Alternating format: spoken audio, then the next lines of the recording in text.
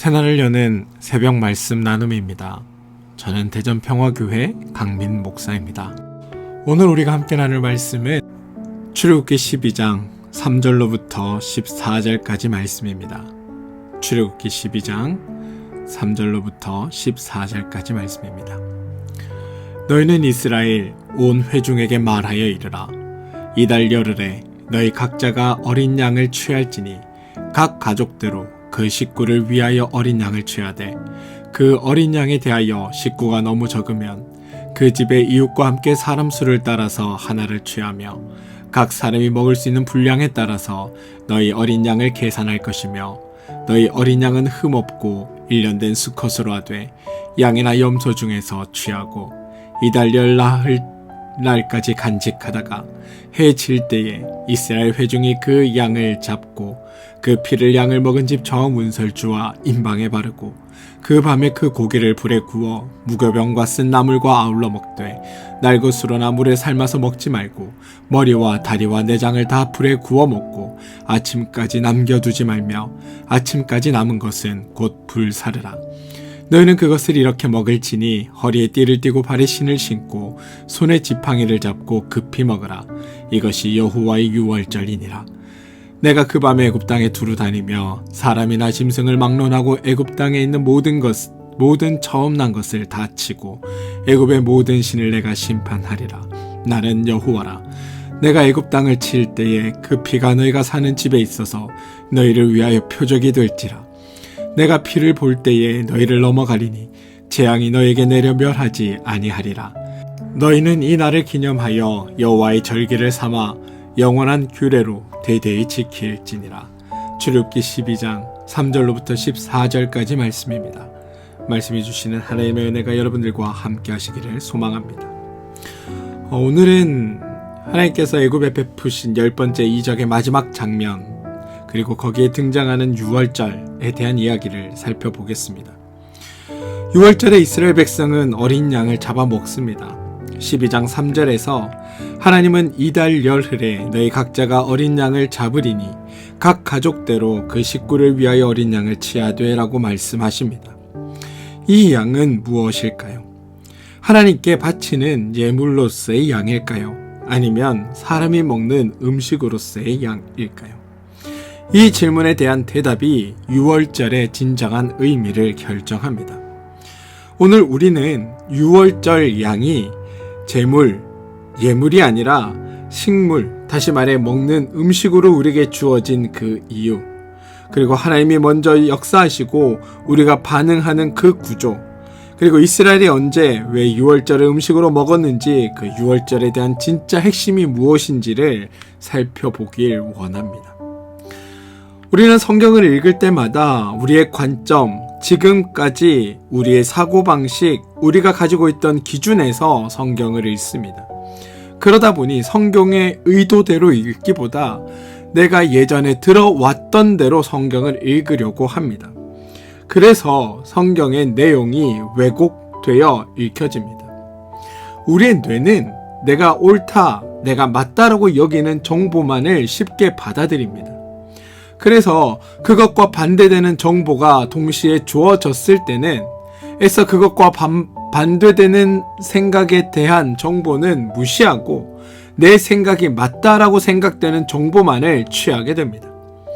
그게 뇌가 작동하는 구조입니다. 그러다 보니 과거에 한번 내가 들어서 그럴지도 모르겠다라고 생각했거나 혹은 과거에 내가 여러 번 반복하여 들어 그래 그게 맞는가 보다라고 생각했던 것들이 우리 머릿속에 있으면 그 생각들이 원래 가지고 있던 본래의 뜻을 무시하거나 아니면 본래의 뜻과 정반대되지만 내가 옳다고 생각하는 내용들만 찾아 읽게 되는 경우들이 많습니다.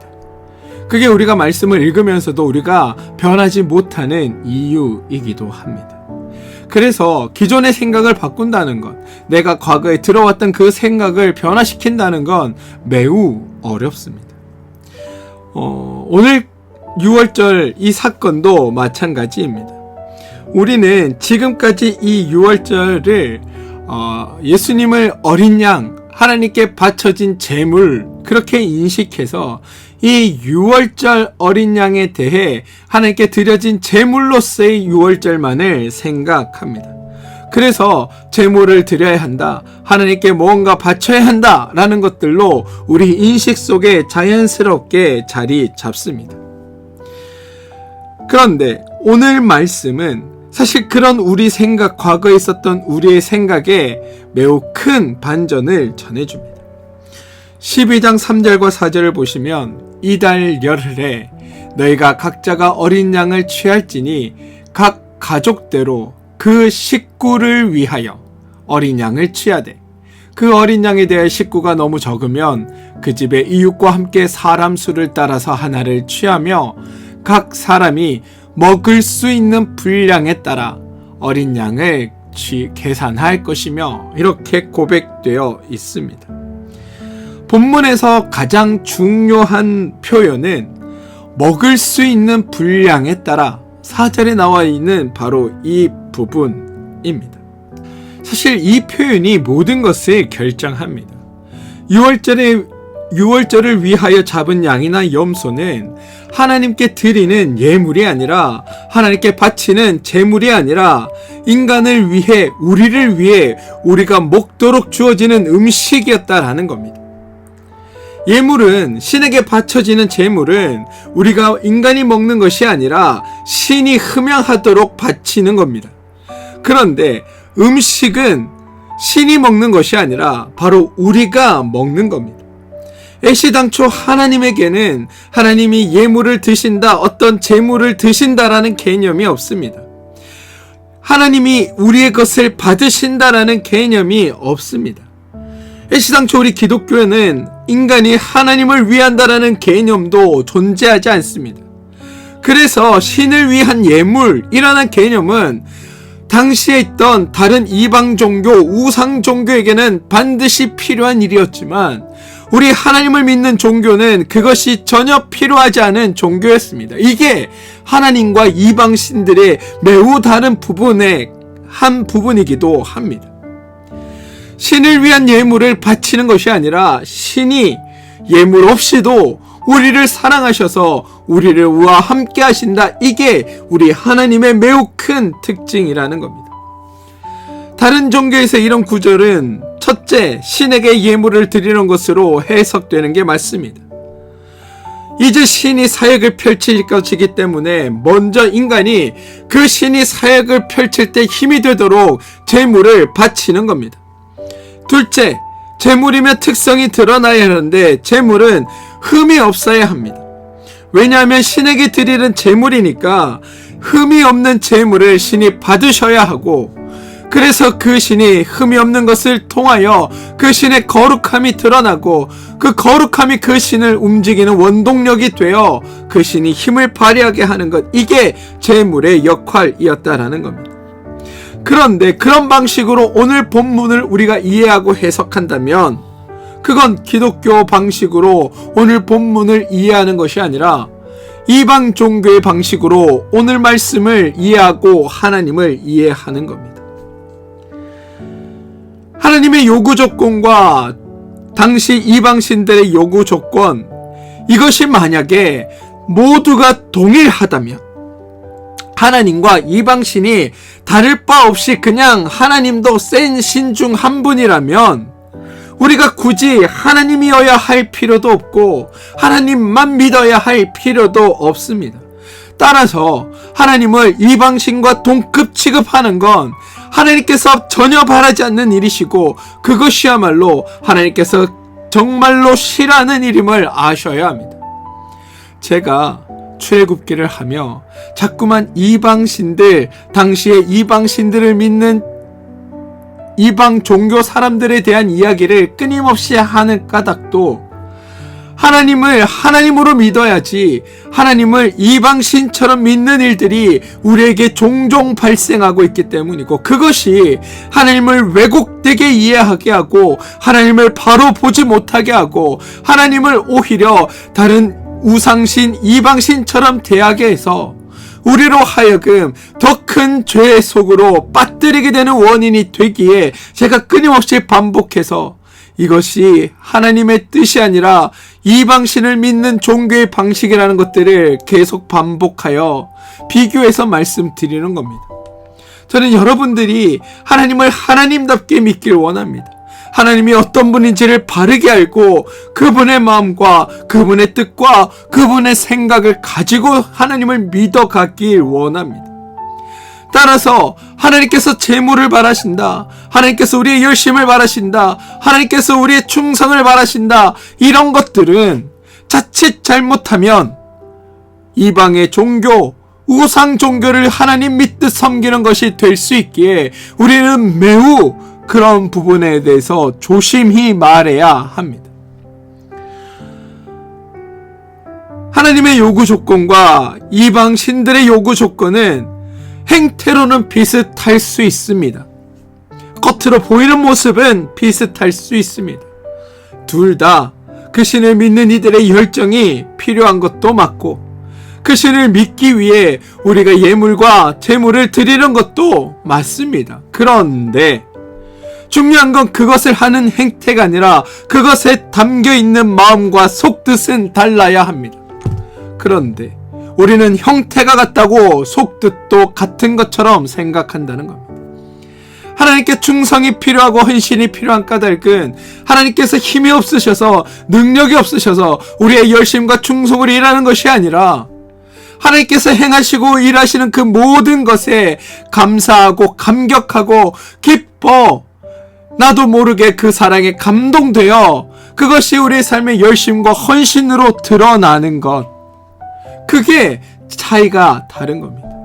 하나님 앞에 드리는 예물도 다른 신들은 그 신을 움직이기 위해, 그 신을 감동시키기 위해 제물과 예물을 드리지만, 그리스도인들이 드리는 제물과 예물은 하나님을 감동시키기 위해서가 아니라 하나님께서 우리에게 베푸신 것들에 대한 감사와 하나님께서 나의 모든 것을 이끄신다는 증표로, 하나님께서 나에게 복된 것을 베푸셨는데 내가 그것을 증명할, 내가 그것에 감사할 것이 하나님께서 베푸신 것, 그것을 다시 하나님께 돌려드림으로 내 모든 삶이 하나님의 뜻과 일하심 가운데 이루어집니다를 고백하기 위해 믿음의 고백으로 드리는 것이라는 것.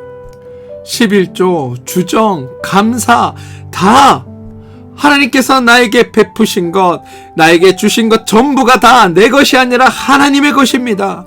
이것을 고백하며 드리는 것이라는 것을 기억하시길 소망합니다. 만약 내가 헌금을 드릴 때 이것 드리면 하나님이 몇 배로 더 갚으시겠지, 그 마음으로 드린다면 그건 우상신, 이방신들에게 드리는 제물과 다를 바 없습니다. 그런데 똑같은 것을 드리면서 하나님, 나의 이 모든 날들이, 나의 이 모든 사업이, 나의 이 모든 것들이 당신으로 말미암아 모든 것이 당신의 것임을 고백합니다. 하나님께서 모든 것을 다 요구하실 수 있으나 이것만 하나님께서 주시면 그것으로 하나님께 모든 것을 드린 것으로 하나님이 기억한다고 하셨으니 제가 이렇게 드리는 것으로 하나님 기뻐 받아주시고 제 믿음이 모든 것이 하나님의 것임을 고백하는 믿음으로 나아가오니 하나님 우리와 함께하여 주시옵소서라고 드린다면 그것이야말로 참된 믿음의 봉헌으로 하나님이 기뻐 받으시고 그 위에 복에 복을 더하신다는 사실을 여러분 잊지 않으셔야 합니다. 중요한 건 드리는 행위가 아니라 드릴 때 나의 마음가짐과 우리의 믿음의 고백에 달려있다는 것, 이거를 꼭 기억해 주시기 바랍니다. 아무튼 오늘 6월절 어린 양은 여러분 하나님께 드리는 제물로 하나님이 받으시는 게 아님을 아셔야 합니다. 하나님은 그 이스라엘 백성들이 먹을 음식으로 6월절 어린 양을 잡으라고 말씀하셨습니다. 사람이 먹을 것이기에 각 사람이 먹을 수 있는 분량에 따라 어린 양을 계산하여서 준비하라고 하신 겁니다. 열왕기상 3장을 보시면 솔로몬이 기드온 산당에 올라가 1000마리의 양을 제물로 드립니다. 왜냐하면 이때 바친 솔로몬의 제물은 백성들과 자신이 먹을 것이 아니라 하나님께 드리는 제물, 예물로 생각했기 때문입니다. 솔로몬이 행한 일천번째 이게 잘한 게 아닙니다. 하나님은 다다익선의 하나님, 많은 것과 큰 것을 좋아하는 하나님이 아닙니다. 12장 5절 너희 어린 양은 흠없고 일련된 수컷으로 하되 양이나 염소 중에서 취하라 라고 합니다. 이 표현에 대해 많은 분들이 6월절 음식은 하나님께 드릴 제물이기에 하나님께 드릴 예물이기에 가장 좋은 것 가장 귀한 것이어야 한다라고 설명을 해왔습니다. 그런데 여러분 6월절 음식은 예물이 아니고 제물이 아니기에 그렇게 말하면 안 되는 겁니다. 하나님께 드리는 예물도 아닌데 제물도 아닌데 그러면 왜 흠없고 일련된 수컷이어야 하는가 라고 지적할 수 있지만 우리가 먹어야 하는 것이기에 먼 길 떠나야 할 이스라엘 백성들이 먹어야 하는 것이기에 가장 좋은 것이어야 한다라는 겁니다. 하나님은 우리가 흠이 없고 가장 좋은 상태의 것을 먹기를 바라십니다. 하나님께서 그걸 원하시는 게 하나님께서 먹기를 하나님이 흠양받기를 바라시는 것이 아니라 그 음식을 우리들이 함께 나누어 먹고 그것으로 우리가 복되게 살아가기를 바라시는 것, 그게 하나님의 마음이었다는 겁니다. 특별히 오늘은 이제 곧 10번째 재앙이 닥치면 애굽에서 쫓겨나듯 나와야 할 상황이 그들 앞에 펼쳐지게 될 겁니다. 그렇다면 그들이 준비도 하지 않은 채 허겁지겁 많은 것들을 준비해서 나가게 된다면 혹 그 과정에서 음식으로 인해 문제가 생기거나 그들이 먹은 것들이 잘못되어 그것으로 말미암아 그들이 나가는 것에 방해받지 않도록 하나님께서 특별히 흠없는 것으로 좋은 것으로 일련된 어린 양 가장 귀한 것으로 잡아 먹고 너희가 하나님의 명령에 따라 하나님의 인도하심에 따라 하나님의 길을 걸어갈 때 그것들이 너희의 발목을 잡지 않도록 너희가 그렇게 떠날 준비를 해라. 그리고 그렇게 힘차게 나와 함께 가자라고 말씀하시는 게 이 6월절 어린 양에 담겨있는 하나님의 의미라는 겁니다. 우리 기독교의 종교에게는 여러분 언제나 하나님이 역사하신 후에 일어납니다. 기독교에는 신이 역사하시기를 바라는 마음으로 하나님께서 뭔가 놀라운 것들을 해주시기를 바라는 마음으로 바치는 예물이란 없습니다. 하나님과 우리 사이의 순서를 정하면 우리가 제사를 드린 후에 하나님이 응답하시는 것이 아니라 하나님이 역사하시고 하나님이 일하시고 하나님이 모든 결과를 내신 후에 거기에 대해 우리가 반응하는 겁니다. 창세기 8장 20절에 노아가 여호와께 제단을 쌓습니다.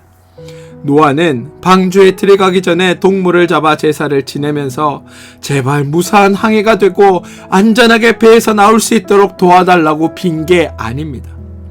노아가 방주에 들어갈 때는 어떤 종교적 행위 없이 그냥 다 걸어 잘 들어갔습니다. 그리고 비가 왔고 배가 물 위에 떴고 홍수 기간 동안 무사했고 홍수가 그치고 이제 묻이 드러나고 배가 정박하고 그 안에 타고 있던 모든 사람과 동물들이 단 하나도 흠없이 해밟지 않고 안전하게 그 배에서 나오게 되었습니다. 그때서야 노아는 하나님께 제사를 드린 겁니다. 노아가 드린 제물마저도 하나님이 준비하게 하셨습니다. 보시면 하나님이 먼저 역사하시고 하나님이 먼저 일하시고 하나님이 모든 결과를 만들어 우리에게 주시니 우리가 그것에 감사하여 반응으로 제단을 쌓았던 겁니다. 노아는 그렇게 반응하였습니다. 아브라함도 단을 쌓습니다. 하나님이 먼저 아브라함을 부르시고 가나안 땅으로 인도하시고 다시 한번 이 땅을 주겠노라 약속하신 후에 단을 쌓습니다. 창세기 12장 6절에서 8절에 아브라함이 그 땅을 지나 세겜 땅 모래 상수리 나무에 이르니 그때 가나안 사람이 그 땅에 거주하였더라. 여호와께서 아브라함에 나타나 이르시되 내가 이 땅을 내 자손에게 주리라 하신지라. 자기에게 나타나신 여호와께 그가 그곳에 제단을 쌓고 이렇게 나와 있습니다.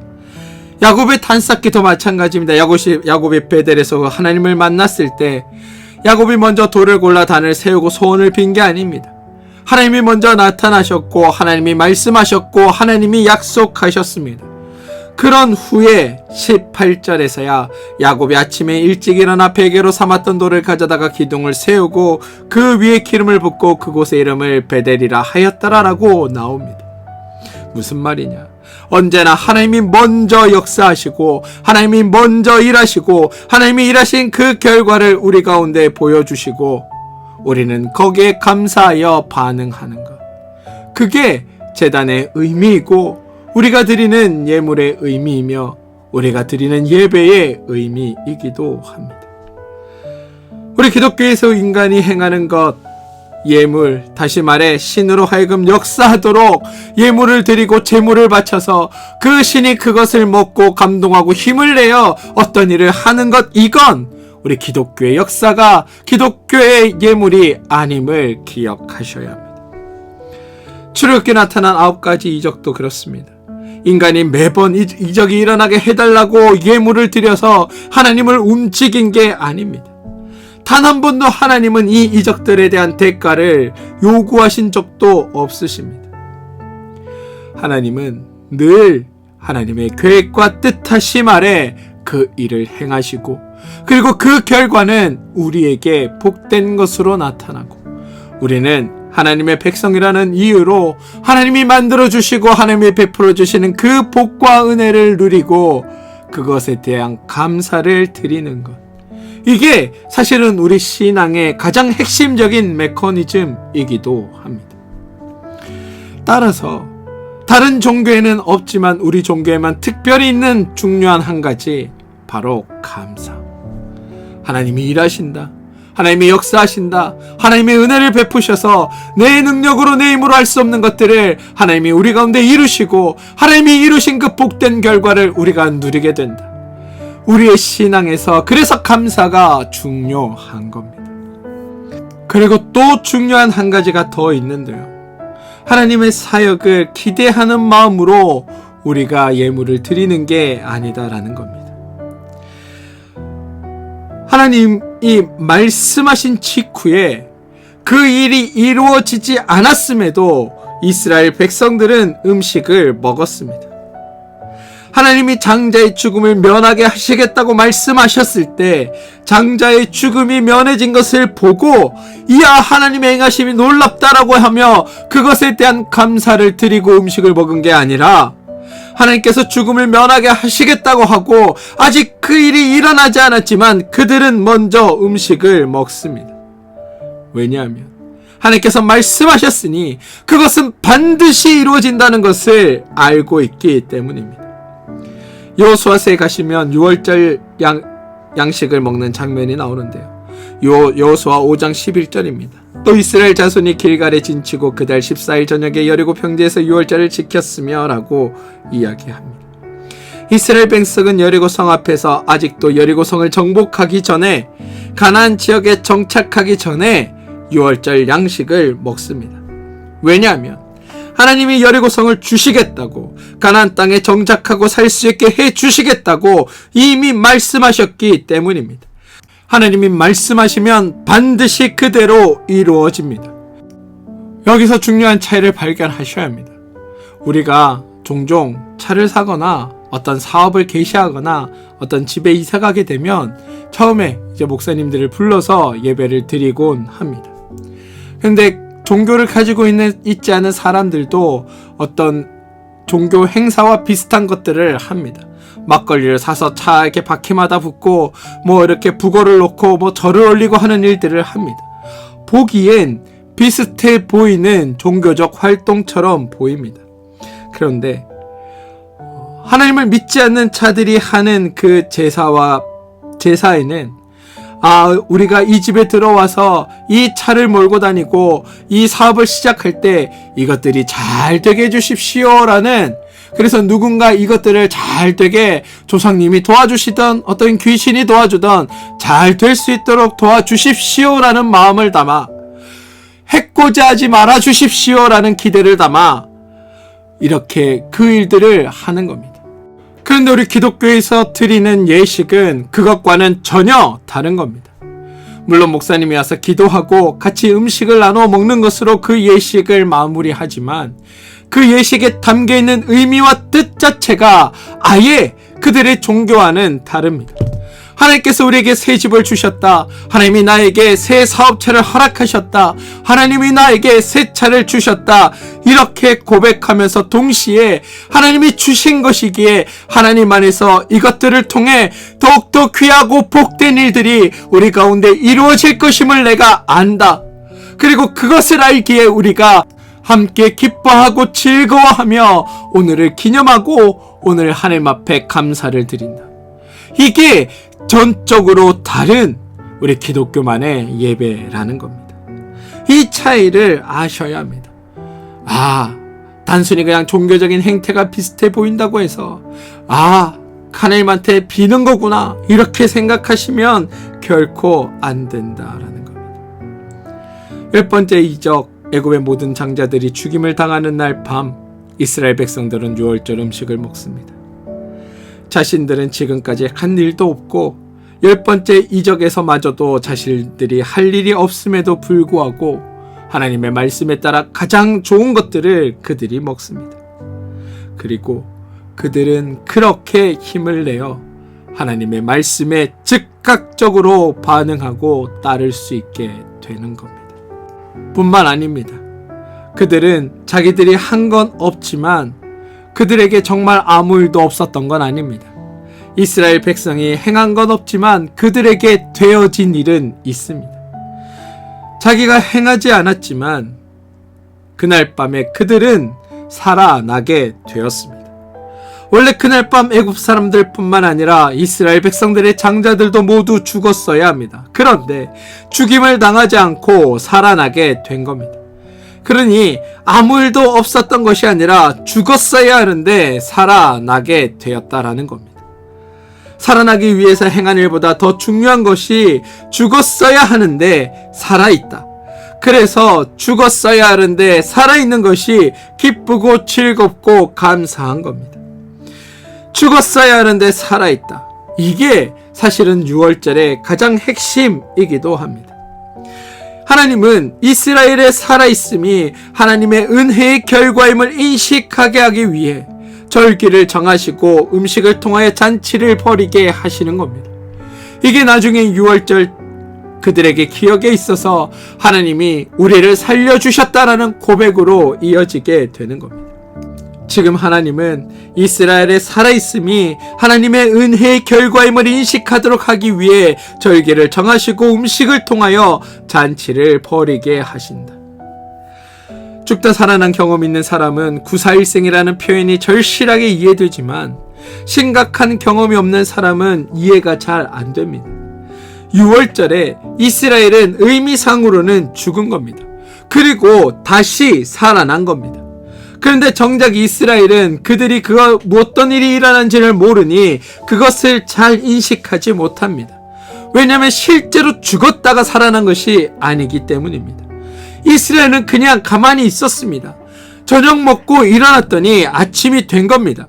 자신에게 무슨 일이 일어났는지 그냥 아무것도 모른 채 밤이 지났습니다. 그렇지만 그들 가운데 어떤 일이 있었냐면 그들이 죽음에서 다시금 살아나는 생명으로 전환되는 역사의 밤을 보내게 되었다라는 겁니다. 그래서 하나님이 그걸 알게 하고 싶으신 겁니다. 너희들은 죽었어야 하는데 살아있다. 그리고 그것이 너에게 기쁨의 잔치가 되어야 한다.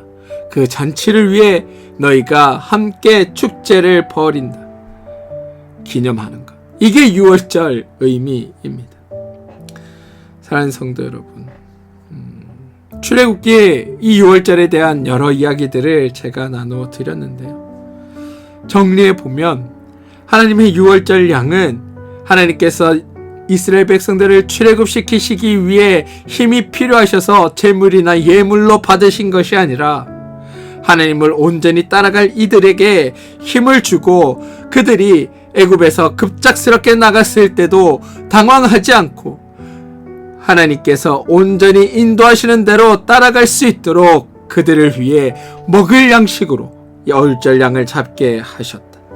그리고 하나님의 약속은 반드시 이루어지기에 하나님께서는 그 일의 결과를 보고도 하나님을 믿도록 하시기도 하지만 하나님께서 미리 준비하신 대로 하나님께서 이루실 것을 알기에 믿음의 고백으로도 우리가 하나님 앞에 감사하고 기뻐할 수 있어야 한다.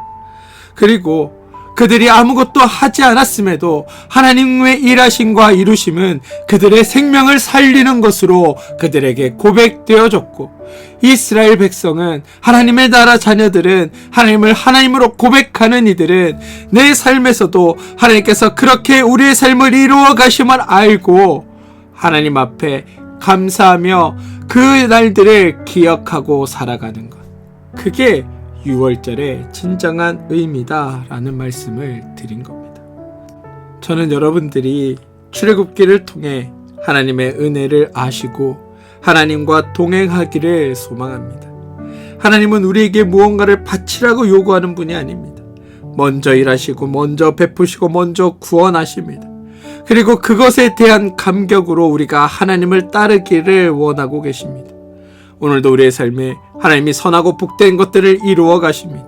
하나님이 무엇을 이루신지 내가 오늘은 모르나 그것들이 나에게 복됨을 알기에 우리가 매일 하나님 앞에 감사하고 하나님이 이루실 것이 나에게 좋은 것임을 알기에 내가 매일 나의 삶의 자리에서 하나님으로 말미암아 기뻐하고 즐거워하는 것, 하나님은 그걸 우리에게 원하신다는 사실을 여러분 기억하시고 하나님으로 말미암아 행복하고 복된 삶을 사는 여러분들 되어주시길 주님의 이름으로 축원드립니다. 함께 기도하겠습니다. 주님, 하나님은 우리에게 예물을 요구하시는 분이 아니라 먼저 역사하시고 먼저 베푸시는 분이심을 고백합니다. 노아에게도 야곱에게도 아브라함에게도 이스라엘에게도 그리고 오늘 우리에게도 하나님은 동일하게 먼저 찾아오셔서 우리 가운데 함께 하심을 고백합니다. 우리가 죽었어야 하는데 살아있고 이것이 하나님의 은혜임을 고백합니다.